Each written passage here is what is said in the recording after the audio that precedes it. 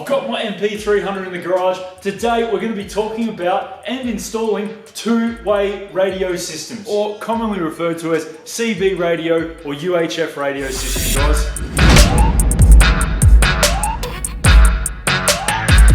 So the brand radio that I've chosen to use for today's installation is one that I'm extremely familiar with. That is GME. Now GME is a brand name that is recognized worldwide, guys. I'm sure you know someone that's got one of these radios installed in their vehicle and they'll probably tell you that they absolutely love the thing. That's one thing they do very different to other radio brands. I find that they listen to the four-wheel drive industry, the four-wheel drive enthusiasts, and they go, this is what people are wanting, this is what they're talking about with radio systems, and they put that into their research and development for their radios, and they pack as many of those features as they can into their systems. There is a truckload of features that these come with, guys. I hope that I even get enough time in this video to talk about them all. Installing a CB UHF radio on your four-wheel drive is something that I think should be top of your list and probably should have been sooner on my list on the installs on this vehicle. If you can communicate with other people in the convoy, it's very, very good for various reasons. Some of those reasons are if you're on the four-wheel drive track and there's an obstacle coming up, you can tell the person behind you what to expect. If someone's spotting you with a handheld device, they can talk to you in the car and tell you what's going on outside the car very easily, things like that. But if you're in a convoy and you're driving along and there's oncoming traffic, for instance, you can tell people behind you, hey, watch out, there's a couple of cars coming around the corner, or there's a couple of motorbikes coming up, so everyone can slow down and move aside to let people go through. This kit in particular, some of the features we'll talk about later, they really put importance on the safety side of things. When you're off-roading, you might not always have phone reception, okay? A lot of the time you find you don't have phone reception. But with a CB radio, you can always communicate with other people that have radio systems in their vehicles if you're in trouble and you need to get a helping hand from somebody. So having something like this will come in handy for various reasons, but the safety feature is one of those things that it's very, very needed when you go four-wheel driving or if you're in the outback and things like that. So let's crack on with the unboxing of the GME XRS Connect Outback Pack. Now, this particular model is the XRS 330 COB model. This is Australian made and it carries a 5-year warranty. On top we've got the XRS Connect quick start guide.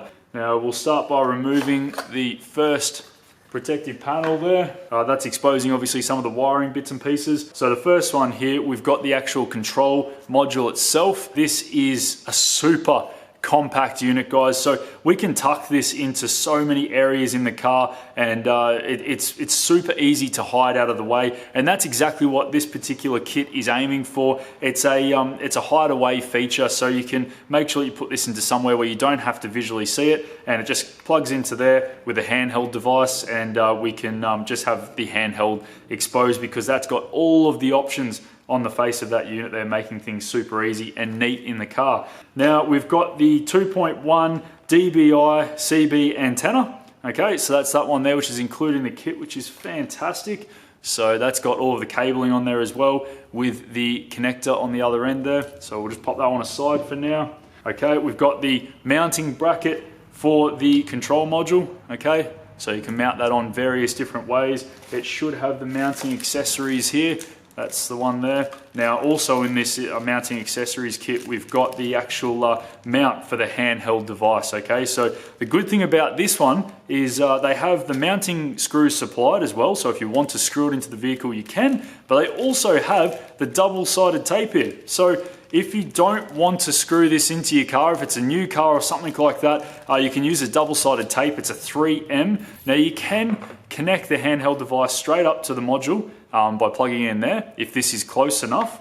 But what they do supply in here is, this is the extension cable here, and then they've got these little plugs. This harness here, this cable, clicks in one side, and then the handheld device clicks in the other side, okay? So it's basically just an extension option if this control box is far away in the vehicle somewhere where it's hidden and the coiled cable doesn't quite reach all the way to it. Now we've got the 12 volt DC harness here. So it's got a plug on one side there, which plugs into the control box. And then we've also got the inline fuse that one there, which has got a housing around it. And then on the other end, we've got our 2 wires. 2 wires, guys. That is all this takes to install. 2 wires. We've got the power wire and we've got the earth wire. The holy grail. This unit has a really nice heavy duty coil lead on it there with a connector on one end.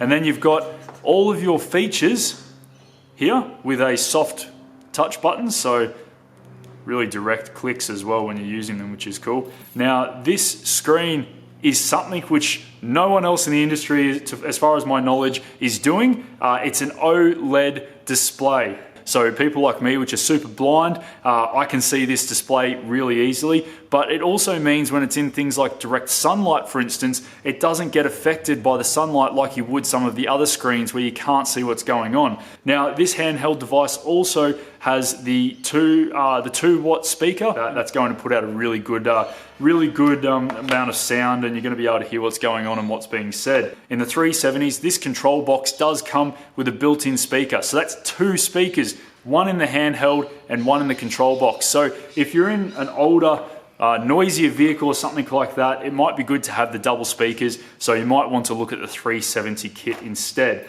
Okay guys, so that is everything that's inside the box. As you can see, we've got everything we need here to get stuck into the installation.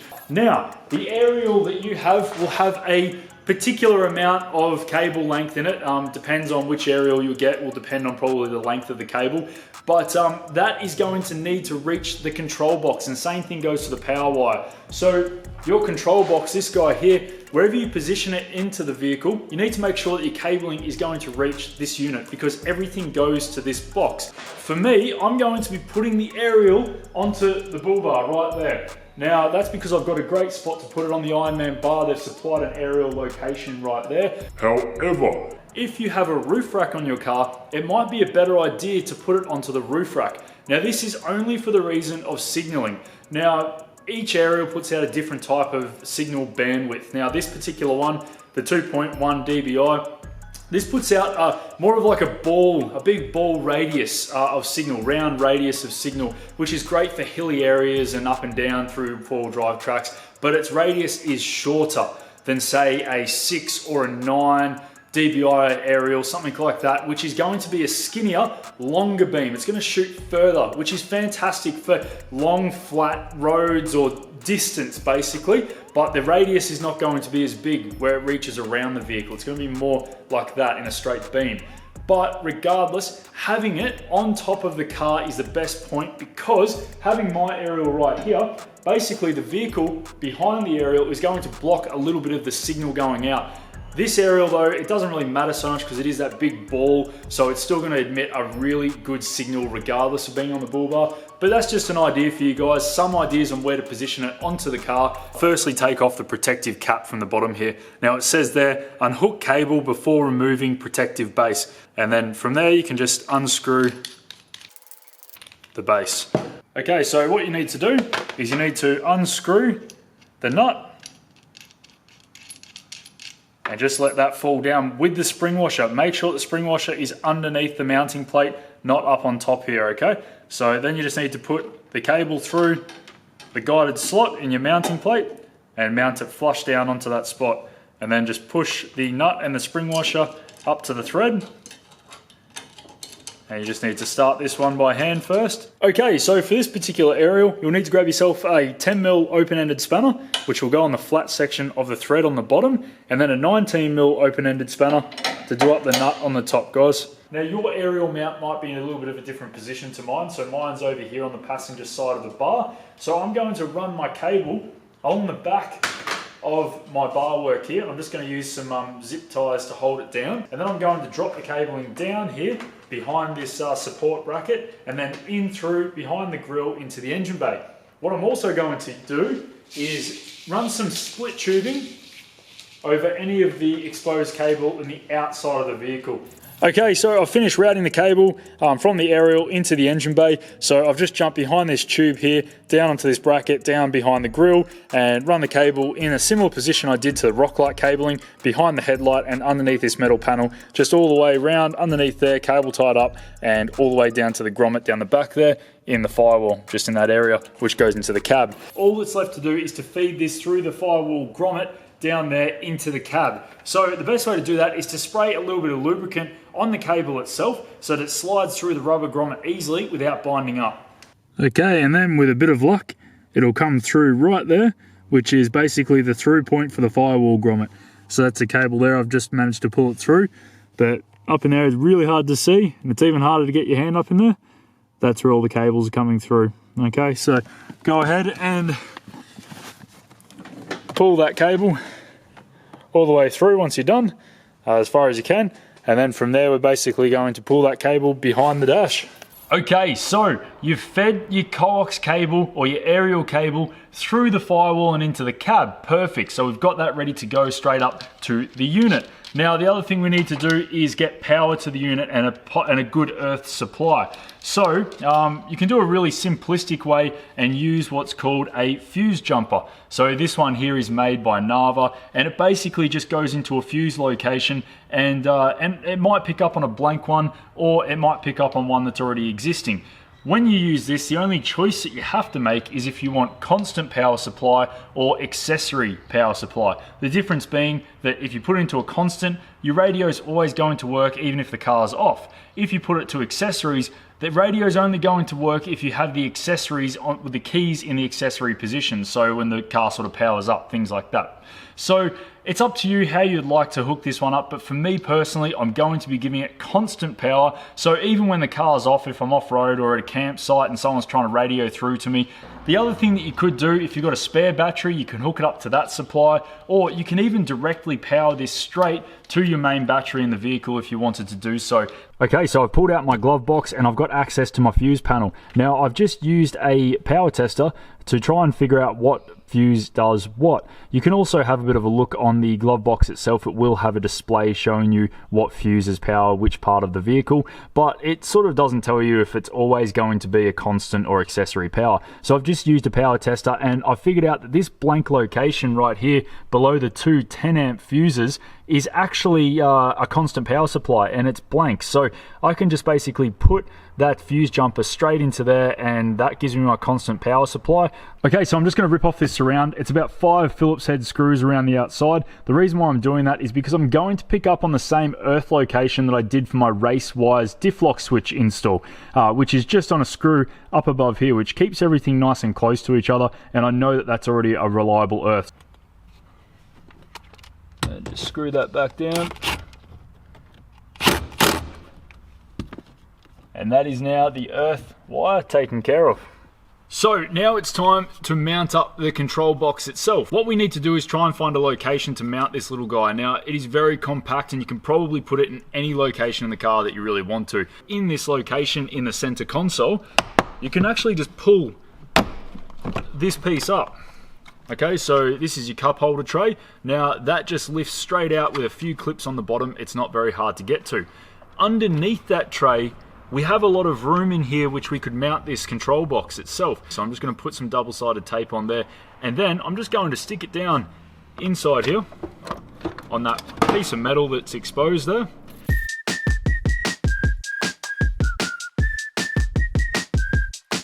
Okay, so I've just got the cabling from the fuse box area. I'm just going to feed it up underneath this panel. So all you need to do is just lift the side of this panel up and feed it straight underneath there, like that. And then from there, you can just tuck it all the way along this panel and up behind here. And you can go ahead and do the exact same thing with the coax cable that you've fed through the firewall. So now you've got your power and earth and your coax cable coming through into the cup holder area of your NP300. Now again, this is just an idea of where you can locate this unit. You don't have to put it in this position, guys. Completely up to you where you mount your control box. So I'm just going to put these over here for now, put them aside, and I'm going to work on mounting the control box into that location I was talking about. I've got some double-sided tape on that bracket on the bottom there, ready to stick down. I've wiped both surfaces, ready to go. So double-sided double-sided tape will stick. Now all you need to do is basically grab your connections, plug them in, so that one there up the front, power and earth up the back, and also the coax cable goes in there, clicks into a pin, and then you just need to use a thread there to screw it down. And you will need to grab an 8mm spanner just to nip that one up properly. Look, you don't have to go overly tight with the cable, just nipping it up so it's not going to come loose on you, that's all. Alrighty, so that's all done. Let's go ahead and mount this into position.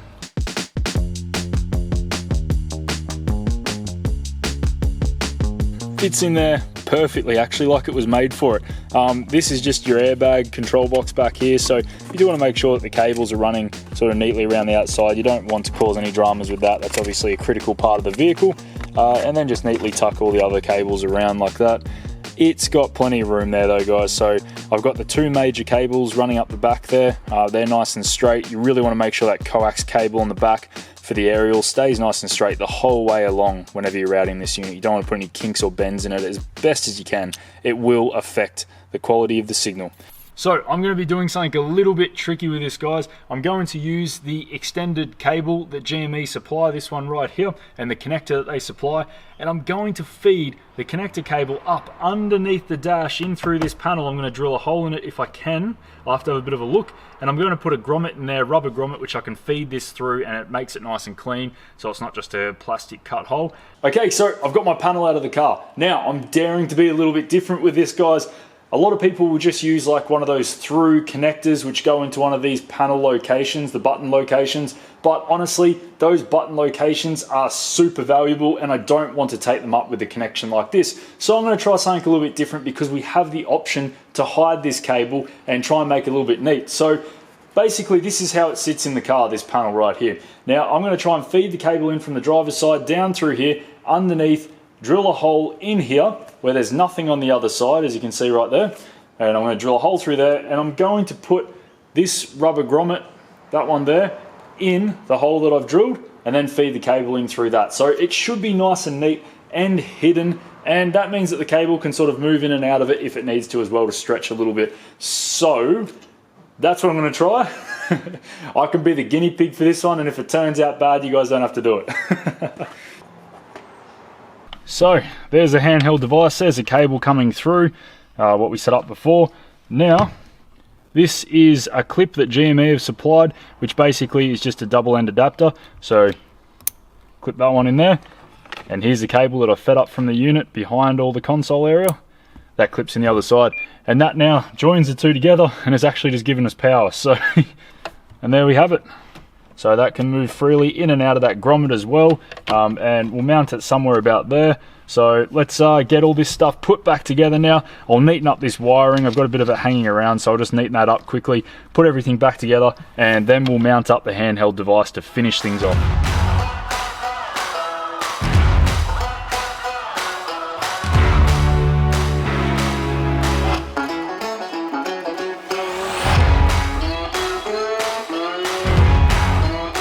Alright, so that has stuck firmly and it is not going anywhere, guys. Pop your device in there and we are good to go. And even when I'm driving along, if I've got my leg up here or moving my leg around, I've got super long legs, so that position isn't getting in the way. It's not making it uncomfortable for me to drive right now, so that's good. And the lead is in a really good spot hanging down there. It's not getting in the way, and even if you wanted to, you could tuck it up in there neatly as well.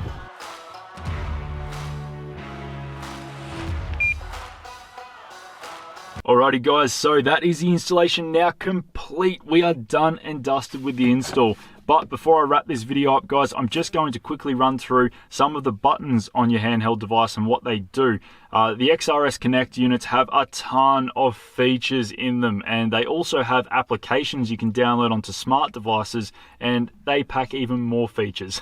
So it's pretty much going to need a whole video, which I will do soon. I'm going to dedicate a video to running through all of the features on these units for you guys and talk more in depth about it. But for now, I'm going to quickly run through what you'll be using on your handheld device day in, day out. So over here, we've got the power on button. Okay, so the unit is now on. Above that, we've got the XRS button. That takes you through to some extra features of the unit. To get out of that, you just hit back, Same with any of the menus on this unit, you just hit back to get out of them. And then you've got your scan button over here. That's going to scan through all the channels until it finds some channel that someone's talking on, and it will stop at that. Okay, so if you're trying to find something with some action on it, that's how you do it. And below that, you've got your priority button. The priority button basically sets your favorite channel, and you can just click that button anytime to go straight to that channel. For instance, I'm on channel 3 now, not priority.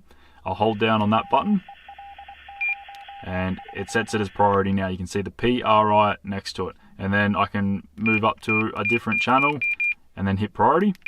Takes me straight to channel 3.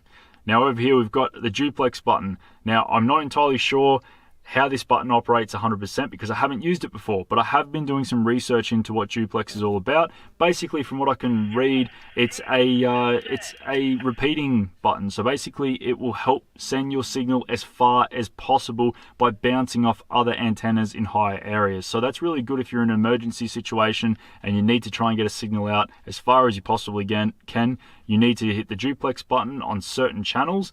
Now, different units have different duplex channels. This unit is 80 channel, so I believe that it runs on 1 to 8 and 41 to 48 are its duplex channels, but you'll need to double check for your unit, guys. Now, below that, we've got the squelch button. This button basically is going to suppress the noise in the background. So if I press it, there's noise all the time. When someone talks, that noise will go away, and then it'll come back when they finish talking.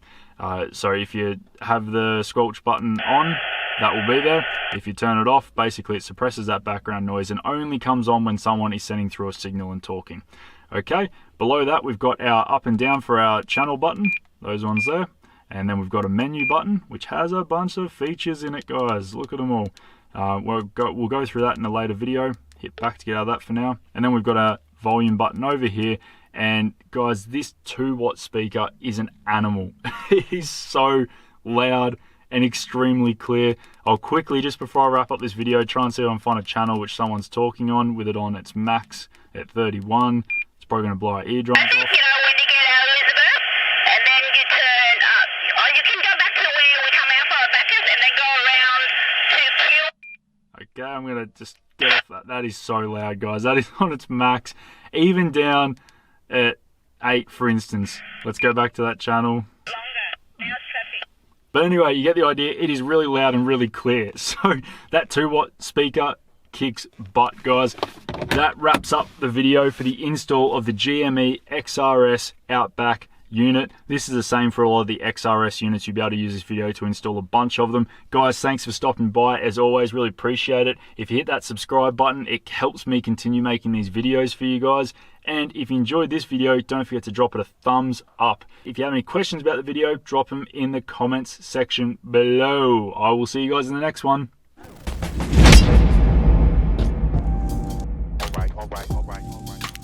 Nó bỏ rồi.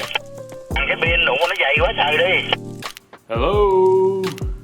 Nó ra tình xỉu đẹp không? Đẹp, nó bỏ cho cái pin của lực. Getting a spanner. Getting a spanner. You're a spanner. It's an 8mm.